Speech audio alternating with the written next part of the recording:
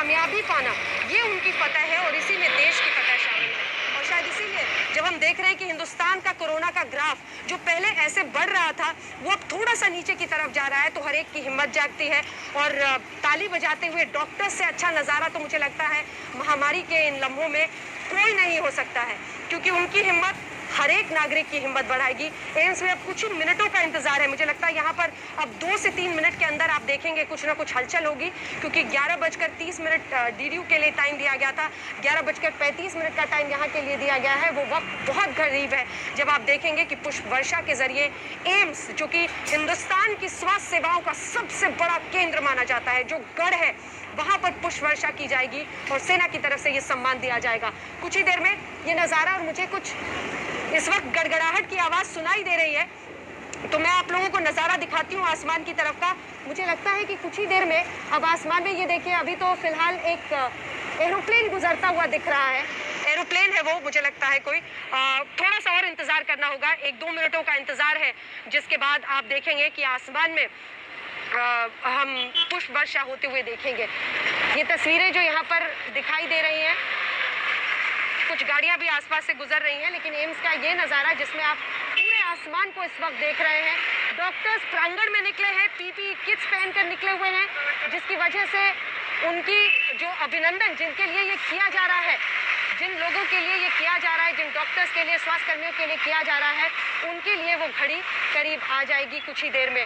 प्रांगण में निकले हुए हैं, वहाँ पर तालियां बजा रहे हैं, और कुछ लोग यहाँ पर भी ठहर गए हैं, क्योंकि हर कोई इसमें शामिल होना चाहता है। लेकिन ज़बरदस्त अब हलचल तेज़ हो रही है। 11:33 हो गए हैं, तो मुझे लगता है कि डीडीयू के आगे तो अब ये पूरा जो सम्मान देने का लम्हा है वो निकल रहा होगा।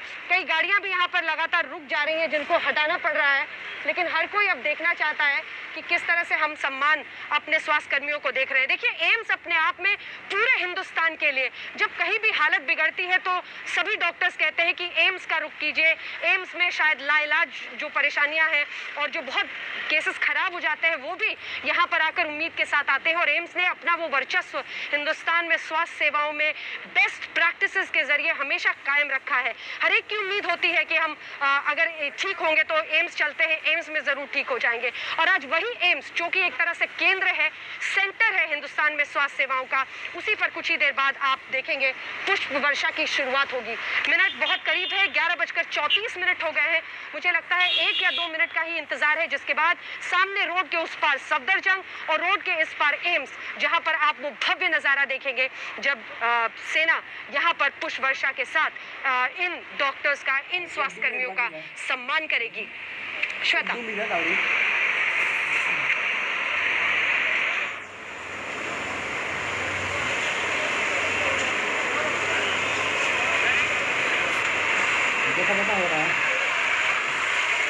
जी, लगातार जिस तरह से हम समूचे देश में ये तस्वीरें देख रहे हैं और आपको भी दिखा रहे हैं कि किस तरीके से कहीं फाइटर विमान, कहीं पर ट्रांसपोर्ट विमान, कहीं पर चॉपर्स, और अगर आप अपने इलाकों में कोई गड़गड़ाहट आसमान से सुन पा रहे हो तो आप भी इतना समझ लीजिए कि कोई न कोई आपको सलाम कहता हुआ आगे बढ़ रहा है। ये तीनों सेनाओं की कोशिश है कि किसी तरीके से पूरे देश को ये बताएं कि पूरे देश की हिम्मत की वजह से ही आज ये मुमकिन हो पा रहा है।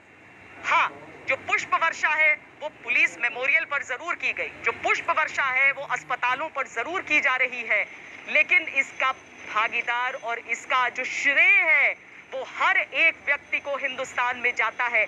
हर एक उस व्यक्ति को जो लड़ रहा है कोरोना के खिलाफ ये लड़ाई, चाहे अपने सिम्टम्स आने पर फौरन उसकी इलाज कराने के लिए जाने के लिए, या फिर अपने घरों में बंद रहना क्योंकि उस नियम कानून का पालन करना है।